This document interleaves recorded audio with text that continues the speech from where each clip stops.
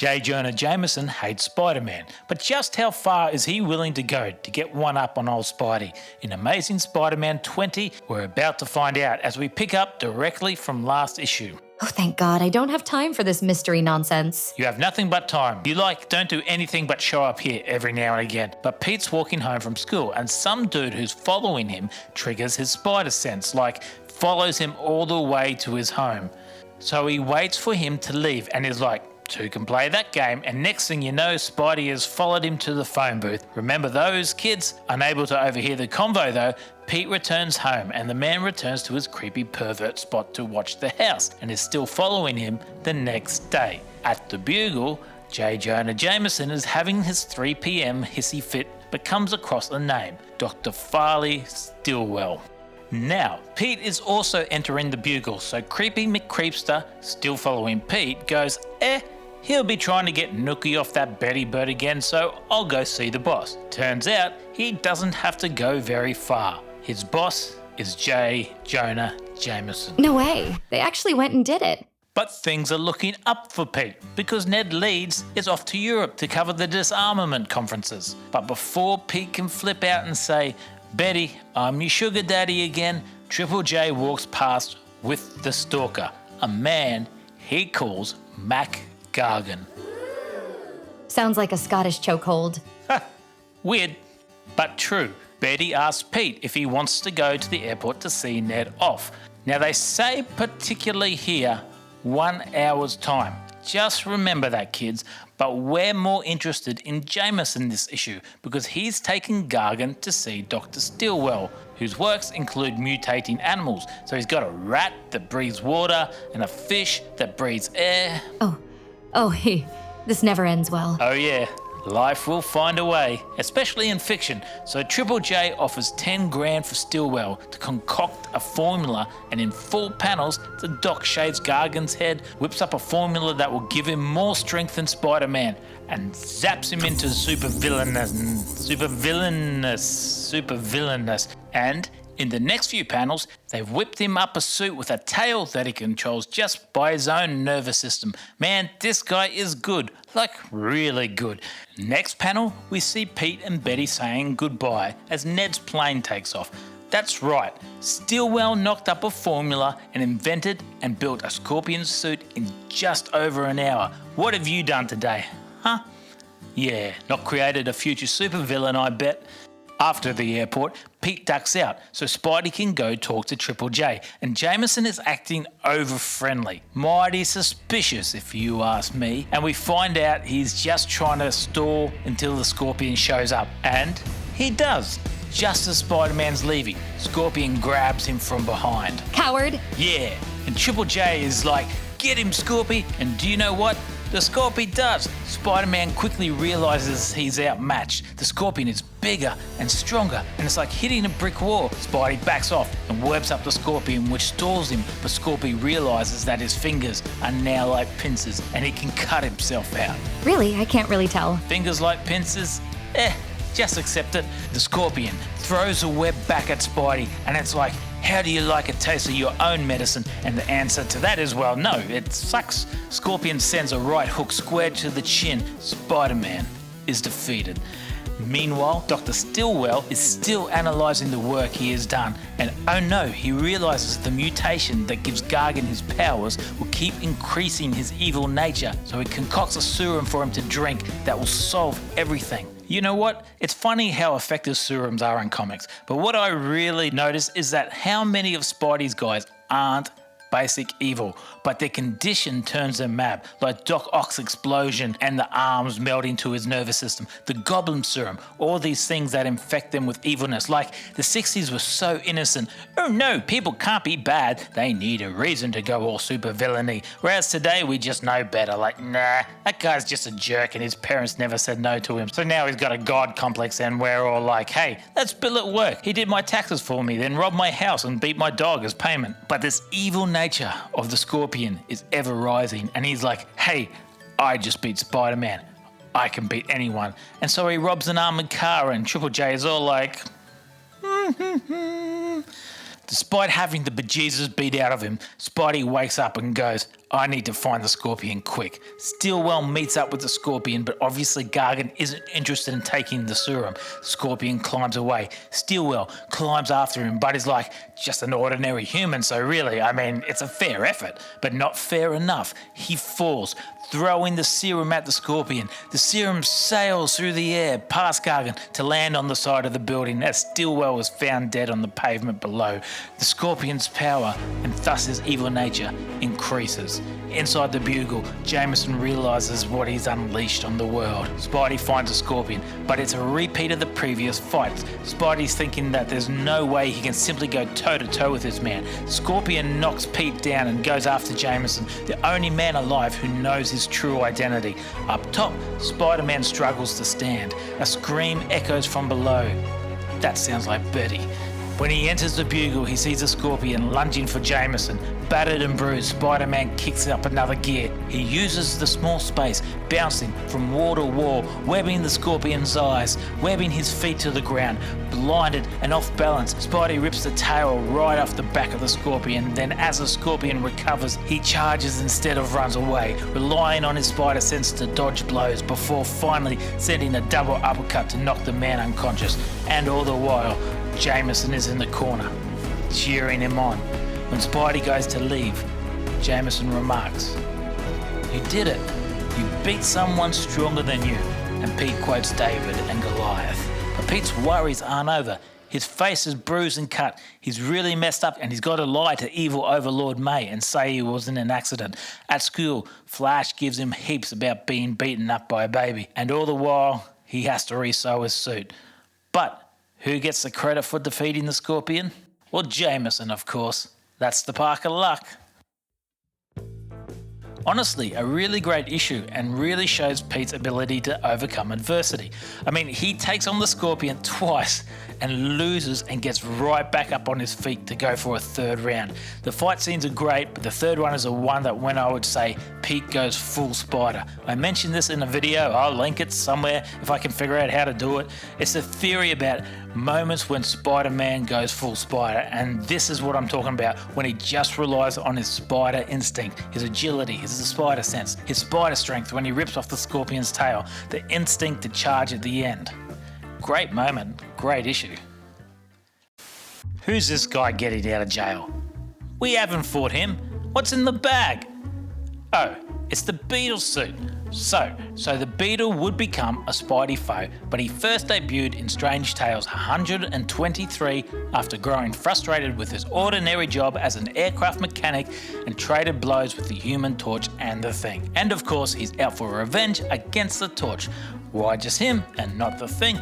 I don't know, but we know the Torch is going to be in this issue because, hey, look at the cover. The issue parallels the lives of the two teens, Peter Parker and Johnny Storm. Spidey goes to help some people and gets chased away, some even scared of him, while Torch lights up the flaming heart in the sky and everybody thinks he's a superhero golden child. Now, the Beetle follows the Torch home and spies on the Torch and his girlfriend, Doris Evans. Important to the story. Wow, kinky. I approve, Marvel. Not spying for that, he's out for revenge. Now, the two teams are arguing because Dory wants Johnny to go one day without using his abilities.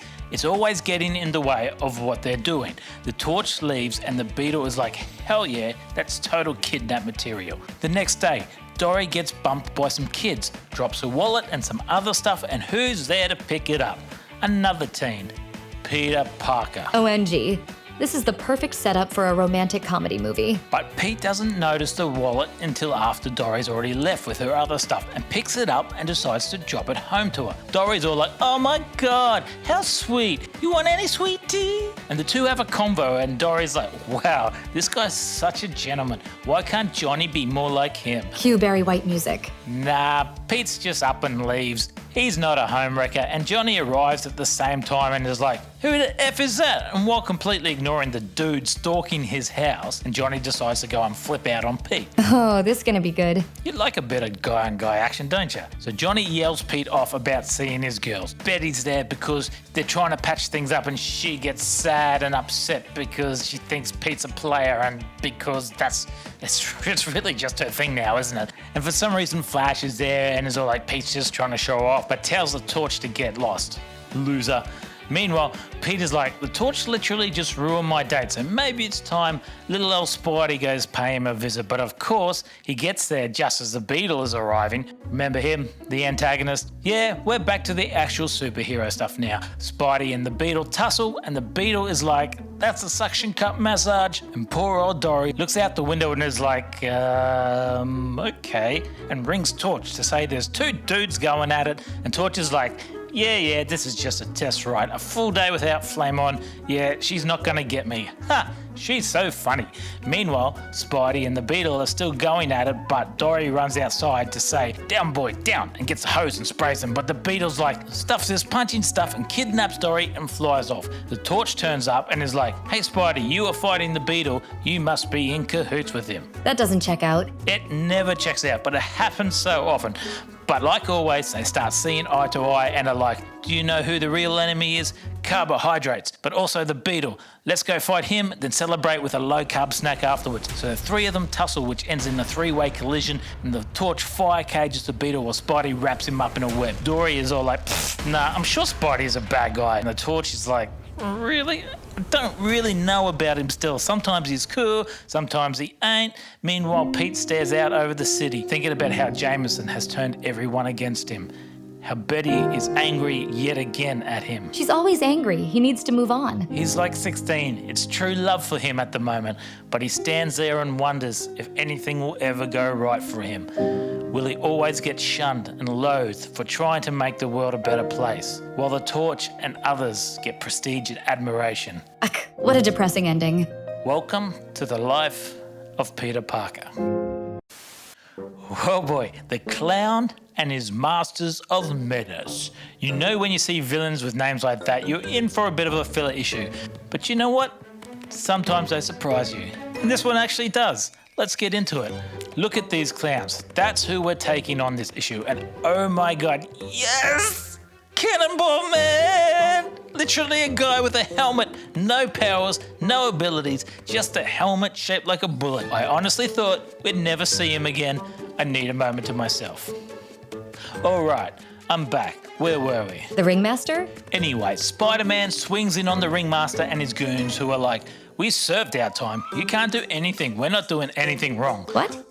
That's what they get for brainwashing a whole circus full of people a few months? Yeah, that was really short. 616 justice system at its best. But Spidey isn't taking any chances. He tells them not to mess up and slips a spider tracer into the Ringmaster's hat. But the Ringmaster has bigger problems. See, his men don't want to go back to hypnotizing good folk like you and me. Not because they want to go straight, but because they want to do something bigger and better. And Princess Python, you remember her, don't you? No. Well, she's ready to walk unless they get a new leader, and she suggests the clown. And everyone agrees. And we know this because they all join in on beating the bejesus out of the Ringmaster. Oh, the humanity. A few days later, Peter's reading some works by some fella you may have heard of him, Henry Pym. He might be a big thing. The bell goes. Liz Allen invites him to walk her home, but he's like, nope.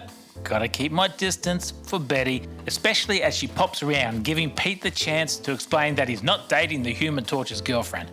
Betty apologises and says, you must think I'm just a jealous, foolish female. Like, yeah. Totally. Yeah, green-eyed monster. She got the envy bad. So Betty and Pete go to Madison Avenue Art Gallery because JJJ is going to be there. Betty has to take notes or something, and Pete is all like, Pete says that if this is art, he's glad he's a science major. Right, I'm with you, buddy. I've been to a few art galleries and I've seen what they call art. Also, I've been to the Louvre and I've seen what they used to call art. No comparison, really. Oh, then we get this right. They use Cannonball Man as a battering ram. So cool, it even rhymes. I swear, this is my favourite dude in the whole world. Why don't you just go marry him? Is that an option?